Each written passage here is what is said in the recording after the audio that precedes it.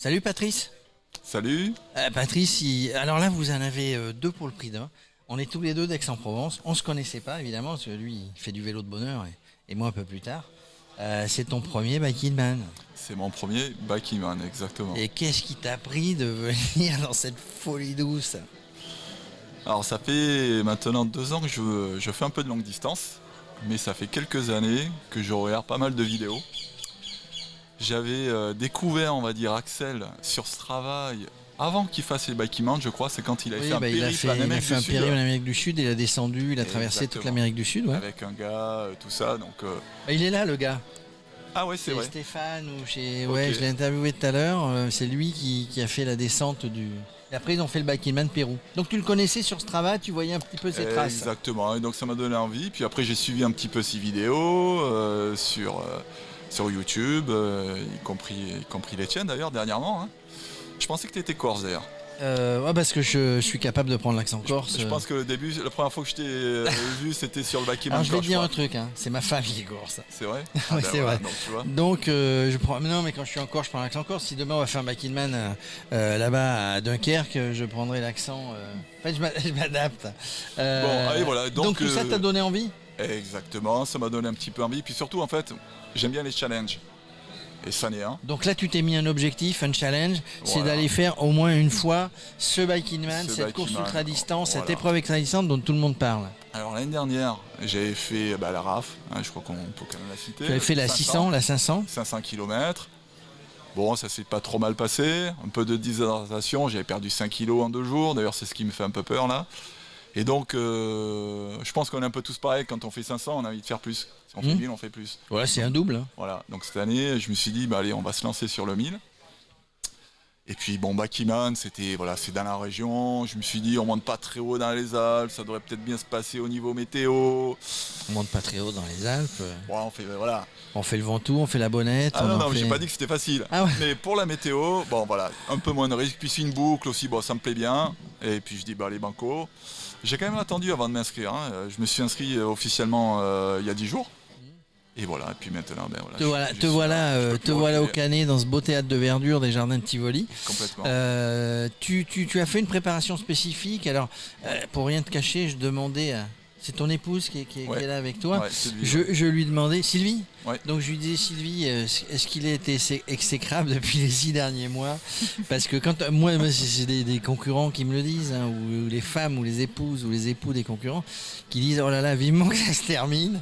Parce que depuis 6 mois, entre je pars m'entraîner, il faut pas que je mange ci, il faut pas que je mange ça, il faut pas sortir, parce qu'il faut que je me couche tôt, etc. Donc est-ce qu'il y a vraiment une préparation spécifique où on fait plein de choses et plein de choses qu'on faisait avant qu'on ne fait pas pendant cette préparation? Bon, clairement, il y a quand même des sacrifices à faire, et notamment familial. Et donc effectivement, Sylvie est super compréhensive et ça c'est génial. Elle m'a laissé me préparer correctement. Donc effectivement. Moi, je me prends pas la tête sur la préparation au niveau de la nourriture, au niveau du sommeil ou quoi que ce soit. Par contre, voilà, je suis sorti quand même très régulièrement. Tu as fait des sorties enchaînées, parce que c'est l'enchaînement. Tu parlais des 500 km que tu avais fait l'an dernier sur la RAF. Mais voilà, après, c'est l'enchaînement quand même. Et l'enchaînement des difficultés, la récupération. Exactement. Bon, j'ai fait 6000 km en fait quand même depuis le début de l'année, hein, ce qui est beaucoup, pour moi en tout cas.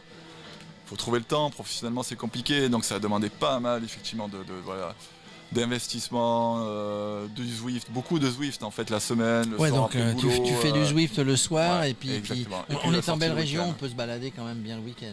Ouais, exact. En fait, c'est ça. Quand tu fais une sortie, c'est quoi alors, de préparation ou pas d'une ultra-distance, quand tu sors autour d'Aix, là-bas, autour de la Sainte-Victoire, ces coins-là, c'est quoi, 150, 200, 100 ? En fait, ça dépend. Donc, on va dire que globalement, c'est plutôt 100 km, 1500 de dénive.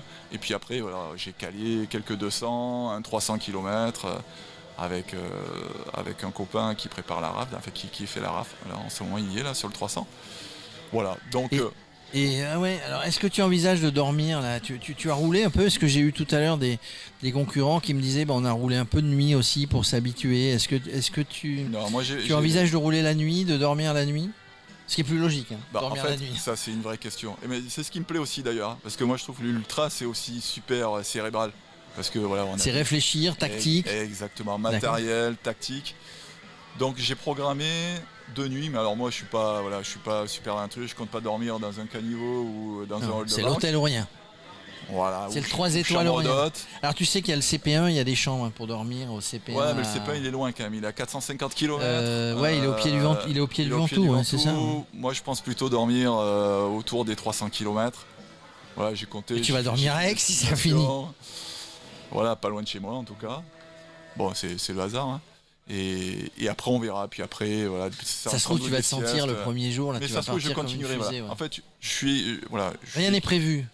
Tout est prévu, mais rien n'est prévu. Ouais, de toute façon, enfin voilà, ce qui ressort de beaucoup de vidéos, c'est que voilà, de toute façon, ça se passe jamais comme on le prévoit. Donc moi, j'ai prévu un plan, et puis après, on verra. Il y aura des plans B, des plans C. Je m'adapterai, et puis. Il y a quelque chose qui t'a, puisqu'on y réfléchit, hein, ça travaille un peu dans la tête. Le Bike in Man, on le fait 20 fois avant. Il y a des choses qui t'inquiètent, sur lesquelles tu te dis là il faut que je fasse attention, la chaleur, la récupération, l'alimentation, etc. De dire, alors on parle effectivement de choses qu'on prévoit et il y a beaucoup d'imprévisibles, mais est-ce qu'il y a quelque chose qui t'inquiète avant de partir ou qui te... Il y a deux choses qui m'inquiètent. Vas-y. De passer chez Radio Cyclo, bon, ça c'est fait. Ça c'est fait, ça se passe pas trop mal pour le moment. Non, il y a deux choses. Il y a les genoux. Est-ce qu'ils vont tenir ou pas? Voilà.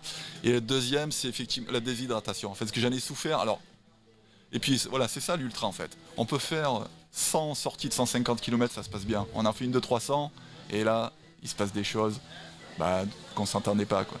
Donc j'ai été une ou deux fois déshydraté sur des longues sorties, il y avait beaucoup de perte de poids, mal au cœur. Il y a des concurrents qui m'ont dit tout à l'heure, en passant l'interview, qui me disaient, nous on a repéré les villages, les villes, les cimetières, les machins, partout où on passe, les fontaines, pour toujours avoir de l'eau dans les bidons. Ouais.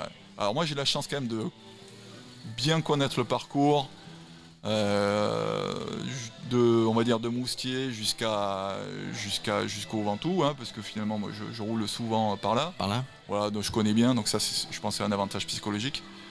Et puis effectivement donc je vais essayer de m'arrêter le plus souvent possible, toujours avoir les bidons remplis, manger. Mais voilà, ça c'est pareil, hein. On verra comment ça se passe. Hein. Bon alors, on a tout prévu, donc tu arrives en 42 heures, t'es là mardi matin quoi. Enfin pas mardi matin, mercredi matin. Écoute, j'ai regardé le classement de l'année dernière. Je sais plus ce qu'il a fait le premier. 50 heures. 50 heures. Mais j'ai pris le 30e, donc je crois qu'il y avait 60 partants, le 30e a mis 85 heures. Alors je rappelle, hein, c'est 120 heures maximum pour être considéré comme finisher. Voilà. En Corse l'autre jour, je crois que, comment il s'appelle, Lombard, Thomas, qu'est-ce qu'il a fait lui 42. Et en Corse il fallait le faire. Ouais, mais c'est pas dormir, moi c'est pas ça, c'est pas l'objectif. Hein. Ah non, mais il faut y aller avec ses, comment dirais-je, avec ses atouts, enfin avec ses qualités. Je veux dire, il faut pas essayer d'imiter quelqu'un qui est inimitable. Non, mais surtout pas. Certains qui sont inimitables, chacun sa façon de faire. Bah écoute. Non mais moi l'objectif, j'ai regardé, milieu de peloton, 85 heures, je dis bon ok, allez on va viser 80 heures, on verra. J'ai un petit process, un petit scénario dans ma tête. 3-4 heures par nuit de sommeil, 2-3 heures de pause par jour, environ 300 km par jour. Voilà, si j'y arrive, c'est nickel. Vers quelle heure tu penses passer au pied de la Sainte-Victoire, là-bas, Puy-Loubier, parce que on peut s'arrêter, on peut boire un petit verre, manger quelques olives, des cacahuètes. Avant minuit. Non, je serais couché. Moi je fais pas du vélo, hein, je fais des interviews. 22h peut-être, 22-23. Ça va. Bon. Tu la connais, hein, tu le connais, ce parcours sur la Sainte-Victoire.